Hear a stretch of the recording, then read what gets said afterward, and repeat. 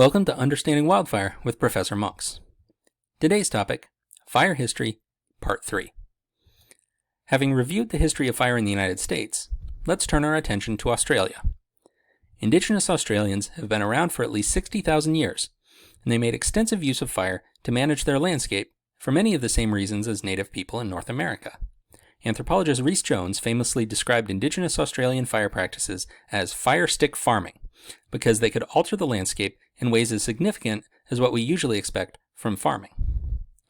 European colonization on Australia began in 1788 with the arrival of the First Fleet, carrying convicts sentenced to confinement and hard labor in Britain's newest colony. This was, incidentally, a side effect of the American Revolution. Transporting convicts to the colonies was one of the grievances against Britain cited in the Declaration of Independence, and once the U.S. won the war, Britain had to find a new place to send them, and eventually decided on Australia. White settlers in Australia soon discovered that sheep ranching was an extremely profitable enterprise, and so indigenous people were pushed off the land through violence and disease in order to turn prairies and woodlands into sheep runs. Sheep ranchers found that fire could be beneficial, as sheep liked to eat the new growth after a fire, called green pick, better than the old grass. But while sheep ranchers embraced fire, the Australian government, which became an independent country in 1901, did not. Like the US, Australia was influenced by German forestry, and German-trained foresters came down under to help manage the country's forests.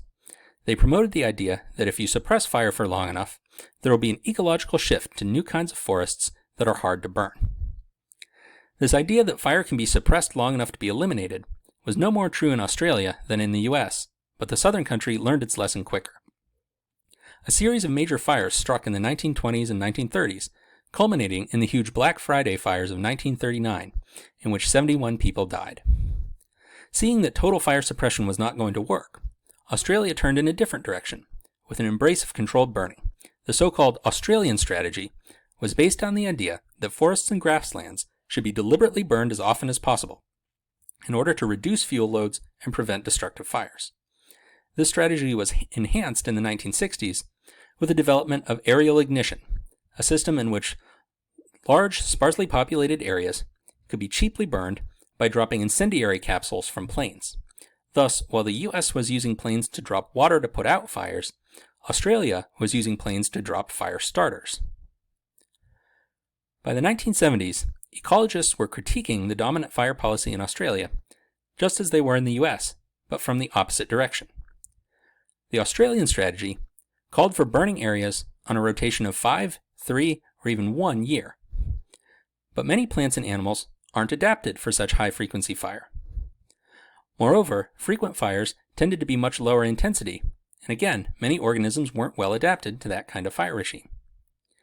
This was also the era in which the modern environmental movement gained prominence, and many environmentalists in Australia criticized the excessive burning conducted by the Australian authorities, just as their American counterparts criticized the excessive suppression of fires. Meanwhile, Australia continued to experience big fires. In 1983, the Ash Wednesday fire, so called because it began on the holiday of the same name, killed 75 people in the states of Victoria and South Australia.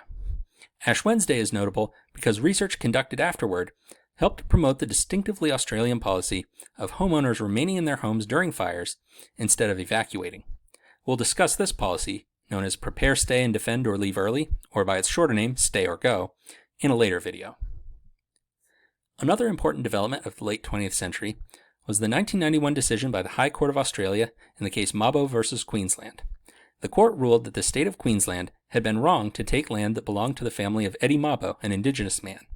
This set a precedent that helped many Indigenous people retain control of their land, enabling Indigenous fire practices to be re-established.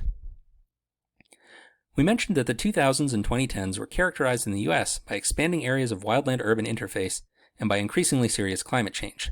The same is true for Australia. More and more people began to move out from major cities into what Australians call the bush, placing themselves at greater risk for fire and complicating fire management operations. And climate change has made Australia progressively hotter and drier. Major controversy about the role of climate change in driving larger fires in Australia has been raised by the two biggest fire events of the century. First is Black Saturday, a set of fires that killed 173 people in February of 2009. And a decade later, we have the Black Summer fires of early 2020, which killed 43 people and burned a staggering 18 million hectares.